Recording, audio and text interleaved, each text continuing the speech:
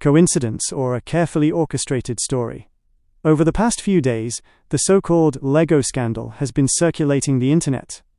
The story exploded almost overnight. Headlines grew increasingly dramatic, comments turned fiercer, and social media was flooded with reactions. Like many others, I initially only registered that something was happening. However, as I followed the development of events, something else began to catch my eye. I do not claim that any of this is true. I do not claim to possess evidence. I do not even claim to be right.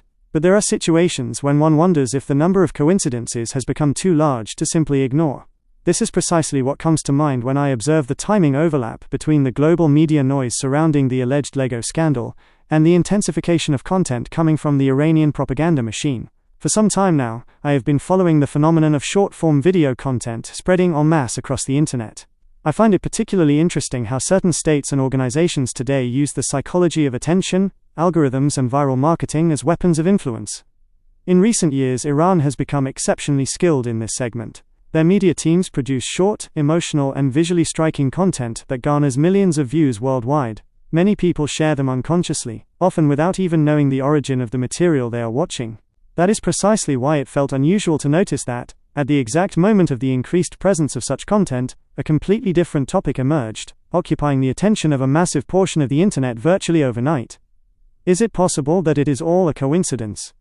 Of course it is, but equally the question arises whether it is possible that certain topics are being artificially amplified precisely when there is a need to redirect public attention. This is no conspiracy theory. It is a standard information warfare technique, as old as propaganda itself. When you want people to stop looking at one spot, you show them another. When you want a certain story to fade from focus, you flood the information space with new content.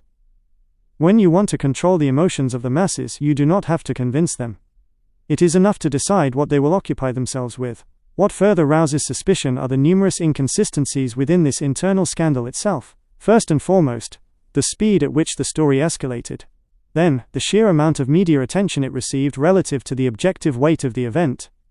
Next, the contradictory information emerging day after day. And finally, the way certain details were deemed crucial one moment, only to be completely disregarded the next. When all is said and done, one gets the impression that more energy is spent on keeping the story alive than on actually resolving it. Of course, this proves nothing. But that is precisely where we arrive at the core of the matter. A serious observer does not have to accept a theory right away. Even less do they have to accept the official version. It is enough to notice that there are questions left unanswered. In an era where the media landscape is shaped by algorithms, bot networks, professional psychological operations teams, and sophisticated marketing techniques, perhaps the most important question we can ask is a very simple one. Who benefits from us talking about this exact thing right now? Perhaps the answer is entirely harmless. Perhaps it truly is a series of unrelated coincidences. Or perhaps we live in a time when coincidences become the most effective way to conceal intent. Therefore, I offer no conclusion, only an observation. Because sometimes, it is more important to notice a pattern than to rush to explain it. Perhaps it is best that we look for the explanation together. What are your thoughts on this theory? Let me know in the comments.